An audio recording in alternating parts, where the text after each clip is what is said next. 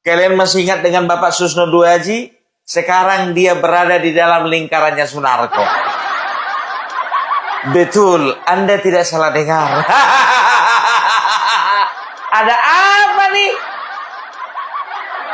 Karena tertangkap kamera dan beredar di media sosial, Susno Duaji lagi makan-makan sama Sunarko dan teman-temannya di rumah Said Didu. Oh Pung, jangan bercanda Pung. Susno Duaji itu orang netral. Masa betul netral? Ayo kita lihat. Pertemuan 50 tokoh maksud saya. Ya. 50 tokoh sudah ngumpul. Sudah pada makan konro. Ada Jenderal Sunarko makan konro. Wah, Jenderal Susno makan konro. Petani. Susno Duaji makan konro. Tidak ada pembicaraan apa-apa, hanya Makan konro. sengaja lawan. Sengaja lawan. Lihat tuh. Makan konro. Prof. Makan konro. Kita nggak ada pembicaraan apa-apa katanya.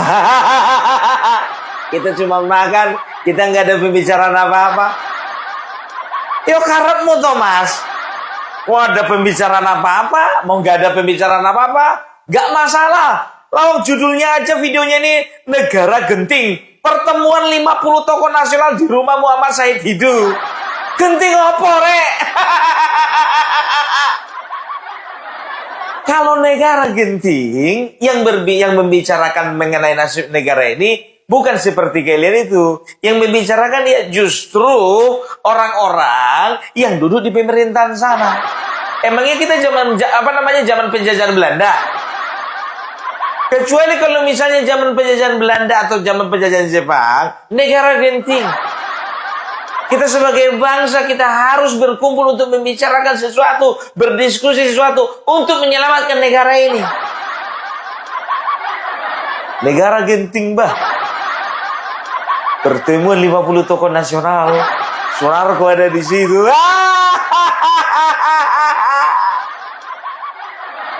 Ya, kita lanjut. Kayaknya juga ada nih salah satu wartawan senior, katanya senior, wartawan senior, ya, tapi selalu menyerang-nyerang Bapak Joko Widodo, mengkritik pemerintahan walaupun pemerintahan itu berjalan dengan bagus. Kita lihat. Wah, ini ketua Masum ini apa nih? Ini untuk konten. Konten ketua mereka. Nah, ini manusia paling berbahaya nih. Setelah kemarin bilang bahaya nih. Gimana Mas kalau Prabowo bukan presiden Sigit? Keren. Akan kontrol semua ya. Oh, ada yang nggak sempat akan kontrol. Pak PJ Edi sehat Pak? Alhamdulillah. Akan kontrol. Bang Abil. Wah Pak Sam, lihat tuh kontrolnya tuh, Masya Allah. Satu yang berbeda piringnya Pak. Jangan tinggalin saya ya, sisain ya, jangan dihabisin. Ya. Kontrol lagi. Ini ada orang berbahaya nih. Wartawan senior. Ngapain Bapak di situ? Bapak lagi liput berita. Salah satu wartawan senior yang nyerang YouTuber Nusantara. Dan ternyata di situ juga ada Gatot Nurmantio yang mengatakan bahwasanya salah satu biang kerusuhannya itu adalah YouTuber Nusantara. Pada kumpul semua. Alah, ya. Kita nggak tahu ya apa pembicaraan mereka karena ini video baru beredar ya, dan aku juga nggak tahu ya kan kira-kira permasalahan apa yang terjadi ya kan begitu. Halo Mas. Halo. Yo Mas. Lagi rekaman, Bung? Iya sedikit lagi. Oh iya dah, habis ini kita siapan berangkat ya? Oke siap Mas. Oke. Ya.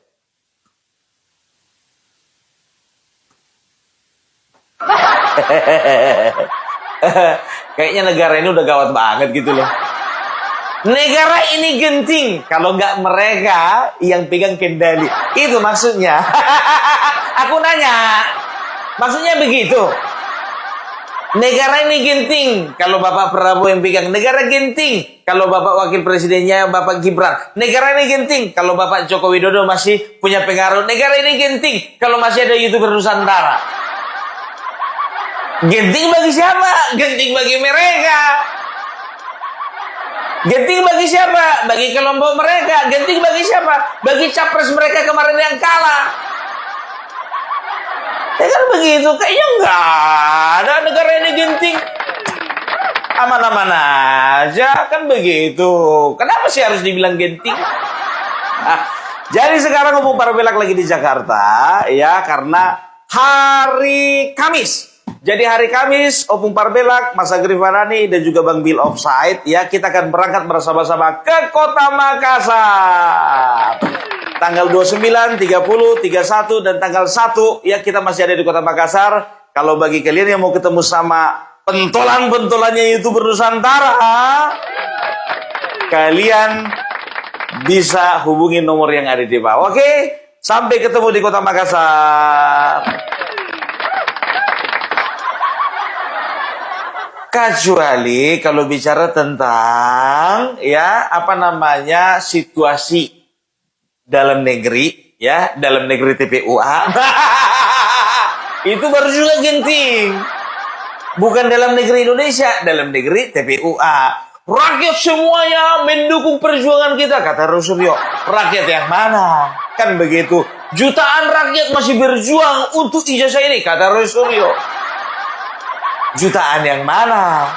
Kan suka kali orang ini mengklaim-klaim, kan begitu ya. Apalagi Rosuryo kemarin ya dilaporkan sama Wakausinudin gara-gara tuyul. Tahu kalian ya, Rosuryo kemarin bilang apa dibilangnya, ya kan?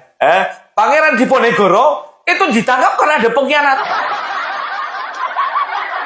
Cuk Nyadin juga begitu, ditangkap karena di dalamnya ada pengkhianat. Rosuryo, kau mau menyamakan dirimu sama Pangeran Diponegoro? Selevel, merasa selevel. Gawat ini. Pangeran Diponegoro berhasil ditangkap gara-gara ada pengkhianat di dalam rombongannya. Upaya-upaya pemecah belahan seperti yang pernah dilakukan beberapa puluh tahun atau beberapa ratus tahun yang lalu terhadap Indonesia yang dilakukan Kompeni itu terjadi lagi. Kalau kita berada di Kejongjuang ini, kita lihat gedung ini tidak akan ada tanpa perjuangan para pahlawan kita. Tapi para pahlawan kita dulu itu bisa kalah. Pangeran Diponegoro berhasil ditangkap gara-gara ada pengkhianat di dalam rombongannya. Cut Nyadin bisa ditangkap gara-gara pengkhianat juga. Demikian juga Teguh Umar dan lain sebagainya. Nah, hampir saja tim ini itu juga dikhianati oleh dua orang. Saya tidak perlu sebutkan siapa, tapi bagaimanapun juga kami tetap mendoakan semoga dua orang yang meninggalkan kami dalam berjuang itu tetap sehat dan kemudian tetap bisa bersemangat ya, karena bagaimanapun juga mereka-mereka lah yang juga ikut serta di dalam awal perjuangan kami. Tapi yang jelas kita tetap menegaskan bahwa kita membuktikan bahwa ijazah yang pernah digunakan oleh Joko Widodo itu adalah ijazah yang diragukan keasliannya. Saya mengatakan 99,9% palsu. Aku bilang sama kalian, ya, Tuanku Imam Bonjol, Tengku Umar, Cut Nyadin, ya, itu nggak pernah berjuang cuman gara-gara ijazah, nggak pernah. Mereka betul-betul berjuang untuk bangsa ini. Mereka betul-betul berjuang ya, bagaimana melepaskan bangsa ini dari penjajah, kan begitu. Nah, kalian sekarang berjuang bagaimana melepaskan diri kalian dari jerat penjara. Itu perjuangan kalian, kawan. Jangan sama-samakan. Kalau bicara tentang pengkhianatan, ya dalam hal apapun, organisasi manapun, mau kecil, mau besar, mau berbicara organisasi kemasyarakatan, organisasi agama, organisasi kepemudaan, yang namanya pengkhianatan itu sering terjadi. Cuman bahasanya beda. Ya, bahasanya enggak pengkhianatan ya, bagi organisasi tersebut pengkhianat. Kan begitu. Tapi bagi orang yang keluar dari situ, itu bukan pengkhianatan. Itu mungkin dia menyebutkan dengan penyelamatan diri. Penyelamatan diri itu, kawan. Kalau ku bilang itu bukan pengkhianat, tapi cerdas. Cerdas. Sangat cerdas. Karena apa? Dia sudah mulai tahu, mulai melihat kebaikan. Dia mulai tahu, mulai lihat kebenaran. Mereka sudah mulai tercerahkan. Kan begitu. Memang dia awal-awal berjuang bersama-sama dengan kalian. Tapi makin ke sini, makin jauh kalian melangkah, dilihat makin gelap, udah nggak ada harapan lagi. Kan begitu. Makanya mereka berdua itu memutuskan untuk mundur. Karena apa? Karena mereka nggak tahu di depan itu ada gua yang isinya ular, atau di ujung jalan mereka itu isinya jurang. Ujungnya jurang, dia nggak tahu, makanya mereka mundur. Itu namanya cerdas.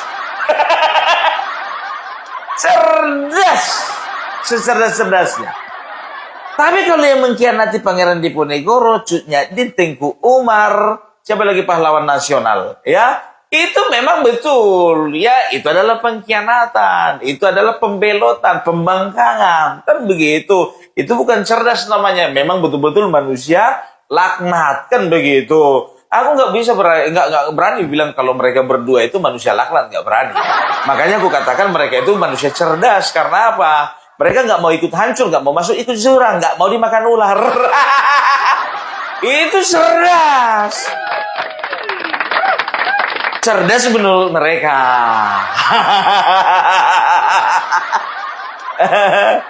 Menurut kau nggak cerdas, Bung? Kalau menurut aku sih sebetulnya sama aja. Sampai sekarang aku nggak pernah percaya sama Egy Sujana. Nggak percaya. Banyak orang yang mengeluh-elukan, banyak orang yang mengagung-agungkan, banyak orang yang simpati kepada Egy Sujana, mengatakan gentleman lah, hero lah, apa segala macam. Maka kesini aku tengok, nggak ada gentlemannya. Dia hanya sebetulnya sedang memikirkan diri sendiri aja. Yang penting gua nggak ikut-ikutan masuk jurang.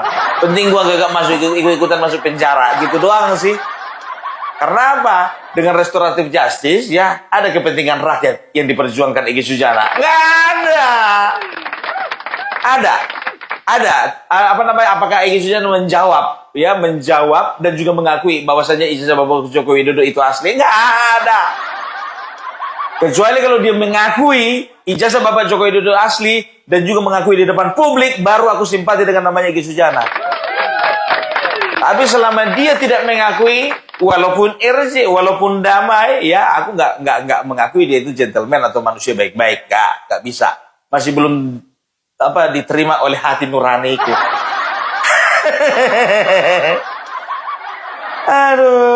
aduh, ya. Nah, jadi itu siapa namanya,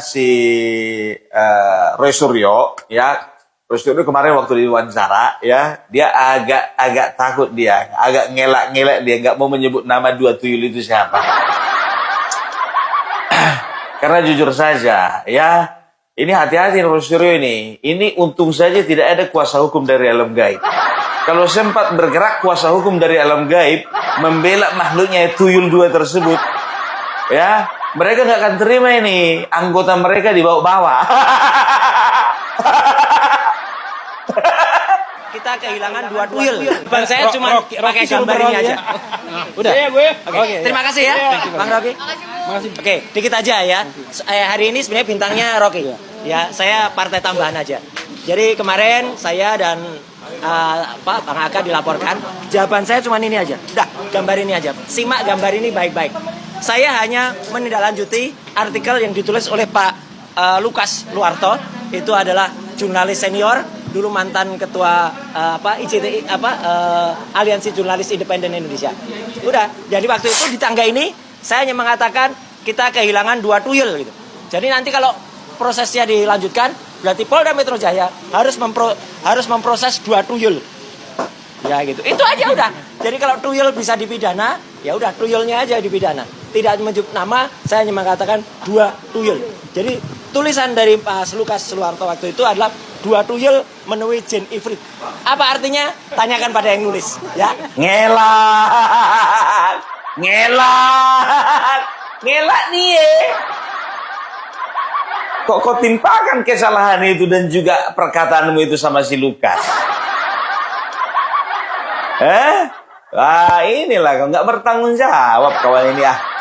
Tanggung jawab dong Roy dengan perkataanmu Roy, ya kan?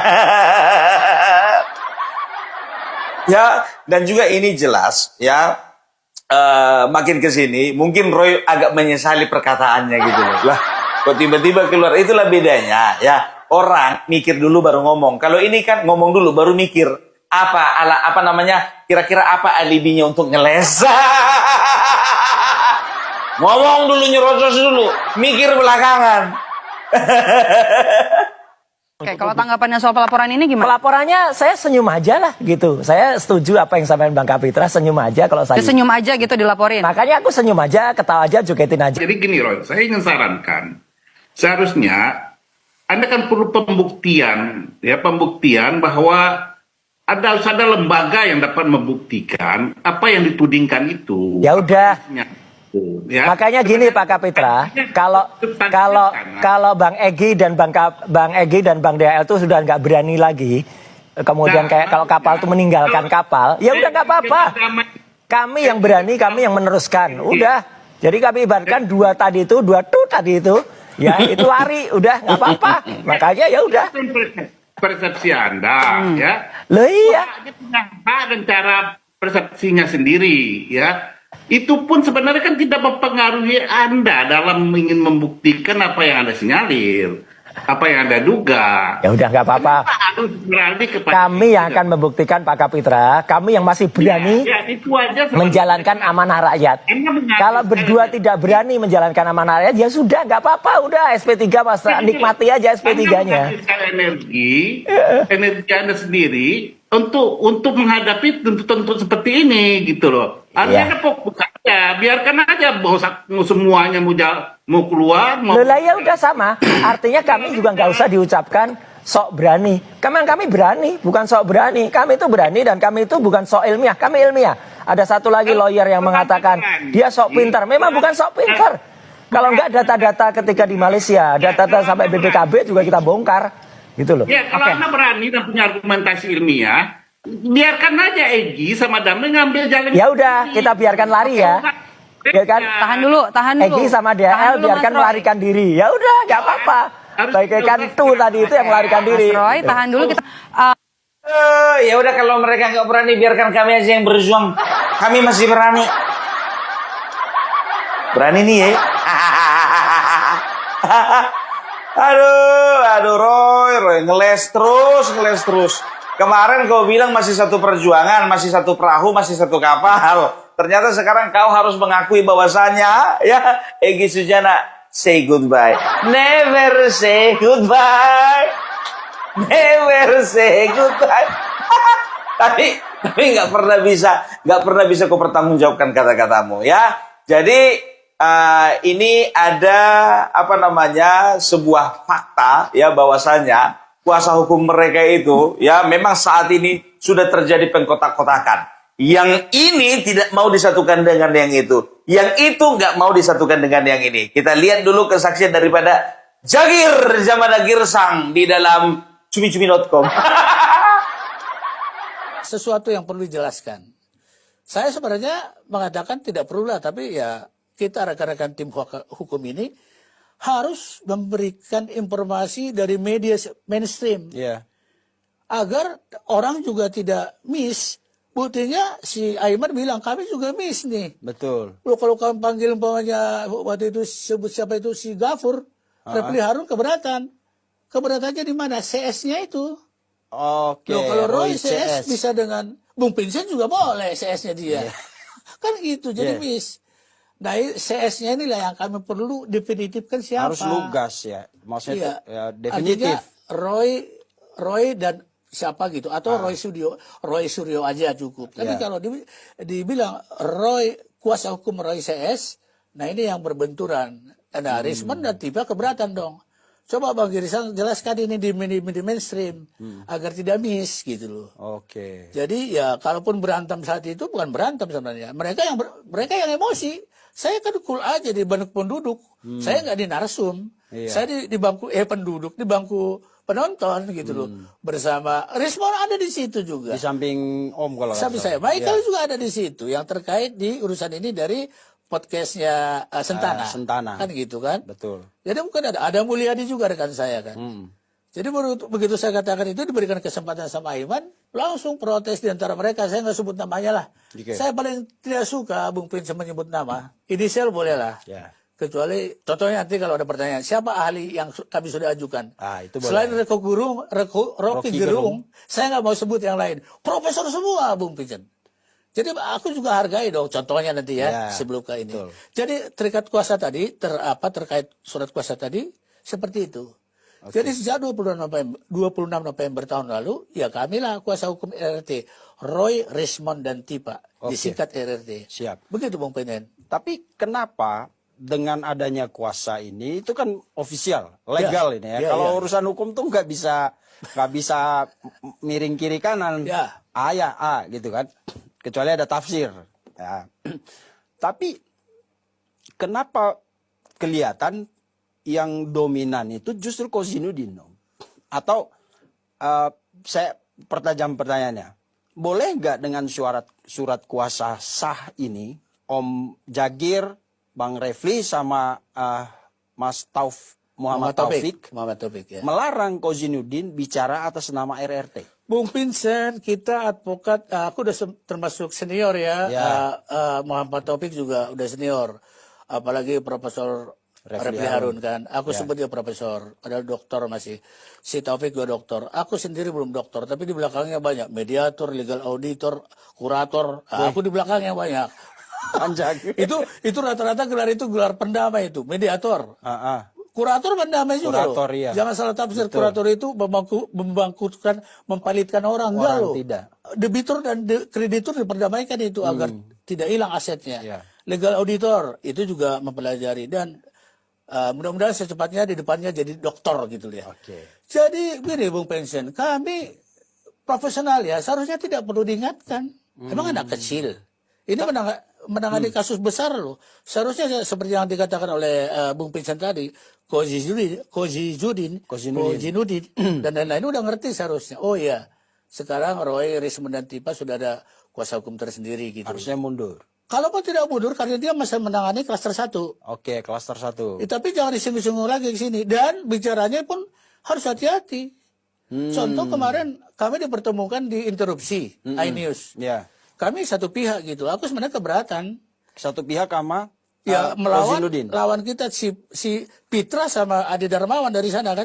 Kalau diinterupsi kan 2 lawan 2. Ya. Head to head gitu loh. Seperti dua sisi. Yes.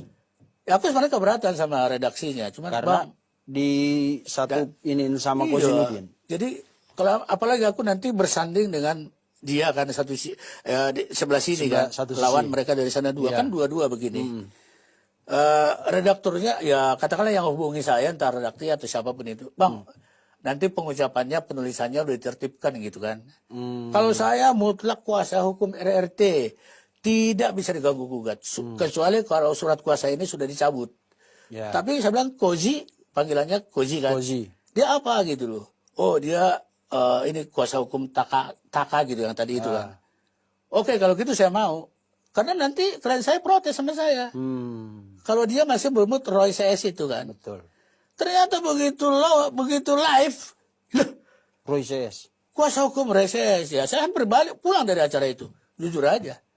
Ya kita kuasa hukum yang menangani perkara katakanlah Iya. terserius terbesar di Indonesia ini hati-hati dong. Betul. Bung Faisal, saya bukan mengada-ada, bukan hiperbolis, tapi kita harus hati-hati bicara sebagai kuasa hukum. Waduh, ini menyangkut, nggak usah disebut lah ya, menyangkut harkat martabat atau nama baik atau nama jelek atau nama apapun seorang mantan presiden ke-7. Siapa yang terjun sebagai kuasa hukum debat ini? Hati-hati dalam Nggak boleh berbicara. ceroboh ya. Hati-hati. Jadi kembali pertanyaan tadi, kita udah ingatkan, jangan. Apalagi Roy CS. Itu kan menyangkut Rismond dan Tifa. Oke. CS-nya itu loh. Bisa diterjemahkan kan siapapun bisa. Rekan-rekan kita itu juga boleh. Ya. Ya dong.